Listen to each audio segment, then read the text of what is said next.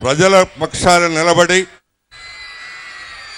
నిరంతరంగా ప్రజల సమస్యల గురించి పోరాడుతున్న ప్రతిపక్ష నేత వైఎస్ జగన్మోహన్ రెడ్డి గారికి, వేదిక మీద ఆహుతులైన పెద్దలందరికీ ఉత్సాహంతో ఒకవైపు, ఉద్వేగంతో మరోవైపు ఉరకలేస్తున్న యువజనానికి నా హృదయపూర్వక నమస్సులు. మీరు ఇప్పుడు రాష్ట్రంలో ప్రత్యేకమైన పరిస్థితి ఏర్పడింది, మీరు గమనించుంటారు. పక్క రాష్ట్రాల వాళ్ళు కూడా ఈ ఆంధ్రప్రదేశ్కి ప్రత్యేక హోదా వస్తే మంచిది అంటున్న తరుణంలో మన ప్రభుత్వం మాత్రం మాకు ప్రత్యేక హోదా అక్కర్లేదు అని అంటున్నారు. That is a wonderful situation. నార్మల్గా మనం కావాలనుకుంటే పక్క రాష్ట్రాలందరూ వద్దనాలి, కానీ పక్క రాష్ట్రాల వాళ్ళు, తెలంగాణ వాళ్ళు కూడా ఆంధ్రప్రదేశ్కి ప్రత్యేక హోదా కావాలి అనుకుంటే మన రాష్ట్రం, మన ప్రభుత్వం వాళ్ళు మాత్రం వద్దంటున్నారు. అది ఒక విచిత్రమైన పరిస్థితి. సరే, ఎందుకు వద్దంటున్నారు అంటే మేము కేంద్రంతో సాఫీగా ఉండాలి, బాగుండాలి, కాబట్టి మాకు తగాదాలు వద్దు అని మేము చేయము, మాకు అవసరం లేదు అంటున్నారు. కానీ మీరు చేయకపోతే పర్లేదు, ప్రతిపక్షాలన్నీ మేమందరం కలిపి వైఎస్ఆర్ పార్టీ ముందుండి ఈ ఉద్యమాన్ని నడిపిస్తాం, మమ్మల్ని నడపనియండి అని అంటే దానికి అడ్డం పడుతున్నారు. పోనీ పార్టీలకు అతీతంగా కొంతమంది సాంఘిక కార్యకర్తలు ఉద్యమం చేస్తుంటే వాళ్ళకి అడ్డం పడుతున్నారు.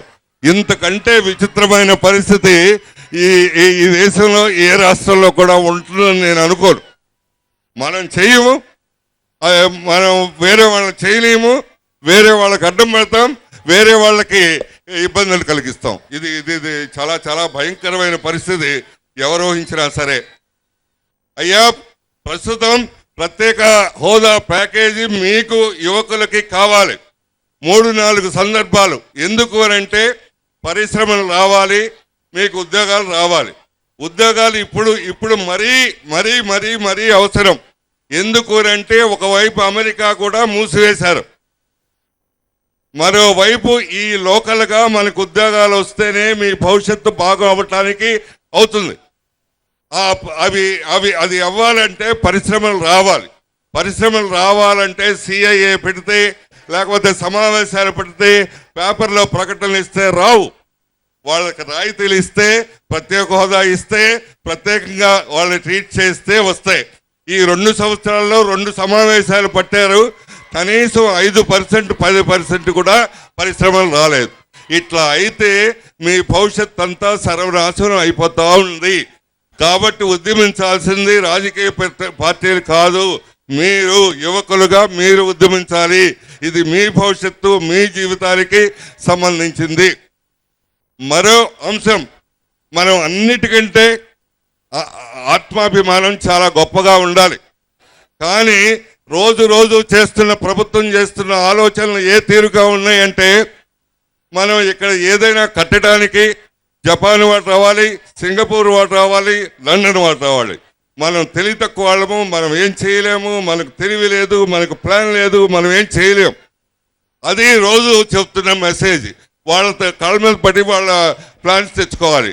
కానీ ఇదే పిల్లలు, ఇదే భారతదేశం, ఇదే మనుషులు అందరూ ప్రపంచం అంతా చూసేట్టు నిన్ననే అంతరిక్షయానం చేశారు, అంతరిక్ష ప్రయోగం చేశారు.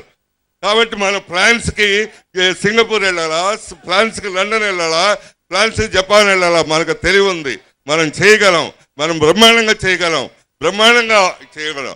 అది ఆత్మాభిమానానికి సంబంధించింది. మేము తెలివి తక్కువ వాళ్ళం, మాకేం చేతవదు, మా వాళ్ళకి ఏం చేతవదు అని చెప్తే ఏ రాష్ట్రానికి కానీ ఏ దేశానికి కానీ మంచిది కాదు.